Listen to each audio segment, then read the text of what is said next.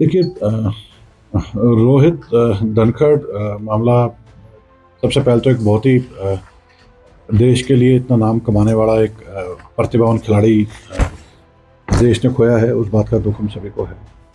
और एक शादी में ये घटना हुई थी। उसके बाद वहाँ पे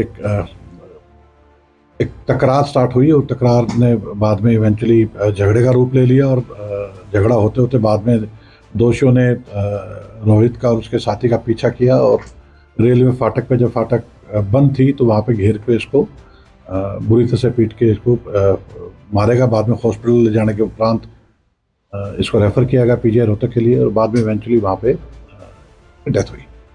तो पुलिस लगातार इसमें बड़ी गंभीरता के साथ काम कर रही थी और इमीडिएटली हमारे पास कुछ इन्फॉर्मेशन थी जिसके बेसिस पे जो रोहित के साथ लड़का था जतिन, उसने बाई नेम कुछ लोगों के नाम लिखवाए थे और वो काफ़ी अन्य लोगों के नाम भी लिखाए थे। पुलिस के द्वारा पूरे सीन ऑफ क्राइम को बार बार देखा गया, सीसीटीवी खंगाले गए, शादी में जो वीडियोग्राफी या फोटोग्राफी हुई थी उसको खंगाला गया। आज उसमें इस स्टेज पे मैं आपसे सिर्फ इतना शेयर कर पाऊंगा कि जो 3 बाई नेम आरोपी हैं उनको एक बहुत लंबी चेस के बाद लगातार वो अपने लोकेशन चेंज कर रहे थे और बहुत लंबी चेस के बाद इवेंचुअली बेंगलोर से हमें आज उनको अरेस्ट करने में सफलता प्राप्त। अभी मेरी टीम उनको रास्ते में लेके आ रही है, उनसे पूरी पूछताछ होगी। पूछताछ के बाद जो अन्य साथी हैं जो अन्य नाम लिखा रखे हैं उनके नाम के भी खुलासा होंगे। इस केस में 2 बातें बड़ी क्लियर हैं। जिसने भी इस घटना काम को अंजाम दिया है वो आदमी 100% इसमें सजा पाएगा। ना केवल हम इनको गिरफ्तार करेंगे, इनकी सजा तक की पैरवी इसको फास्ट ट्रैक कोर्ट से हम रिक्वेस्ट करके इस पे फास्ट ट्रैक कोर्ट की अपील करेंगे और इनको जल्द से जल्द और ज़्यादा से ज़्यादा सजा हो, ये प्रार्थना माननीय न्यायालय को करेंगे। आरोपियों के नाम क्या हैं? अभी जो 3 आरोपी पकड़े गए हैं एक का नाम वरुण है, एक का तरुण है और एक का नाम दीपक है। ये 3 आरोपी बेंगलोर से पकड़े हैं और टीम्स अभी उनको लेकर रास्ते में है। जो सब इंस्पेक्टर विकास हैं सदर थाना एसएचओ, उन्होंने और सीआईए 1 की टीम ने बहुत मैसिव एफर्ट्स इसमें किए थे और एक बहुत लंबी चेस के बाद लुका छिपी के बाद लगातार लोकेशंस चेंज होने के बाद भी मतलब एक इतना मैसिव ऑपरेशन था। मैं आपको अगर बहुत कम शब्दों में बताऊं तो भूसे के ढेर से सुई खोजने वाला काम था।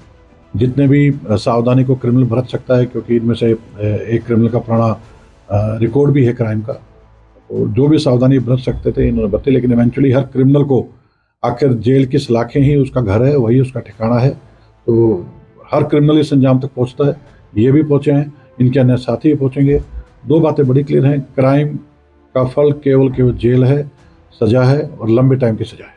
के पीछे मेन वजह क्या थी? क्योंकि एक पक्ष कह रहा है कि रोहित ने लड़कियों को छेड़ा था, रोहित पक्ष कह रहा है कि दूसरे बरातियों ने लड़कियों को छेड़ा था। नहीं, देखिए 2 बातें स्पष्ट हैं कि अभी क्योंकि टीम ने उनको आज सुबह गिरफ्तार किया है तो जितना ट्रैवलिंग ट्रांजिट में टाइम लगेगा उसका माननीय न्यायालय के सम्मुख पेश करके इनका पुलिस रिमांड हासिल किया। ये जो आपके उस घटनाक्रम को लेके जो और बातें हैं, इन सभी बातों का खुलासा होगा। जहाँ तक बात रही कि जो तकरार थी वो वरमाला के टाइम छीटाकशी से स्टार्ट हुई थी, जो कि वहाँ के मौजूदा जो लोग वहाँ पे इंडिपेंडेंट थे उनसे पता लगा है कि शायद वरमाला के टाइम पे बरात पक्ष के कुछ लोगों ने, जो दोषी पक्ष है, उन लोगों ने कुछ छीटाकशी की है जिसको लेकर रोहित ने एतराज जताया था और उसी बात की ये तकरार जो है इवेंचुअली झगड़े तक तब्दील हो गई। आरोपी कहाँ के हैं, कहाँ के रहने वाले? ये तीनों जो आरोपी पकड़े हैं ये तिगड़ाना गांव भिवानी के रहने वाले हैं। इसमें अब तक कितने टोटल? अभी जो बाई नेम अपराधी थे उसमें 3 आदमी को हम गिरफ्तार करने में सफलता प्राप्त की है और जो इनके अन्य साथी हैं, जैसे आपको बार बार रिपीट कर रहा हूँ कि एक बार ये माननीय न्यायालय से सम्मुख पेश करके रिमांड पे आ जाए, फिर हर पहलू का कौन लोग इन्वॉल्व थे, किसने किसको बुलाया, सबका खुलासा होगा। सर, एक किसान नेता रवि आजाद के मामले में एफआईआर है, उसको क्या कहेंगे? अब तक क्या प्रोसेस है, पुलिस की क्या? देखिए, थाना बहल के अंतर्गत ये एफआईआर दर्ज कराई गई है। जो विक्टिम है वो एक नाबालिग बच्ची है और उसने ये एफआईआर दर्ज कराई है जिसमें जो उसने अपने बयान दिए, पुलिस ने उसे कलमबद्ध बयानों के ऊपर एफआईआर दर्ज की है और माननीय न्यायालय के सम्मुख उसके 164 सीआरपीसी के तहत भी उसके स्टेटमेंट को हमने रिकॉर्ड करवाया है। सर, रवि आजाद ने सोशल मीडिया पे कहा कि पॉलिटिकल आरोप लगाए, तो वो करीब दास में भी सहयोग रहा हूँ, कैसा है सही होता?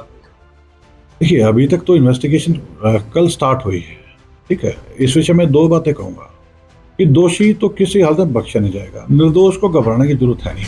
तो कोई आदमी सोशल मीडिया पे आके अपना पक्ष रख रहा है या फिर कहीं और चार बातें कर रहा है, उस बातों के ऊपर मैं कमेंट करके उस बात को इंपॉर्टेंस नहीं दूंगा। मैं दो बातें जानता हूं कि अगर जो भी दोषी है, जिसने भी, क्योंकि इसके दो घटनाक्रम है इस सारे केस में। एक, जो कि लड़की ने अपने एफआईआर में दर्ज कराया है कि गाड़ी में उसको बिठा के उसके साथ जबरदस्ती की गई है। दूसरा, 8 तारीख की घटना का जिक्र है कि कुछ लड़के एक इनोवा गाड़ी में आए थे और उन्होंने उसको वहां से किडनैप करने का प्रयास किया। तो दोनों के दोनों घटनाक्रम के तथ्यों की गंभीरता से जांच होगी। एक डीएसपी रैंक के ऑफिसर इसके इन्वेस्टिगेटिव अफसर हैं, और वही बात आखिर में रिट्रीट करूंगा कि दोषी किसी हालत में नहीं बचेगा और निर्दोष को घबराने की जरूरत नहीं। रवि से कोई कांटेक्ट हुआ, उसने ये इन्वेस्टिगेशन का विषय है, ये अभी आईओ को डिसाइड करना है कि वो किस स्टेज पे क्या इन्वेस्टिगेशन कर रहे हैं। इस केस के बारे में इससे ज़्यादा बात अभी नहीं करूंगा।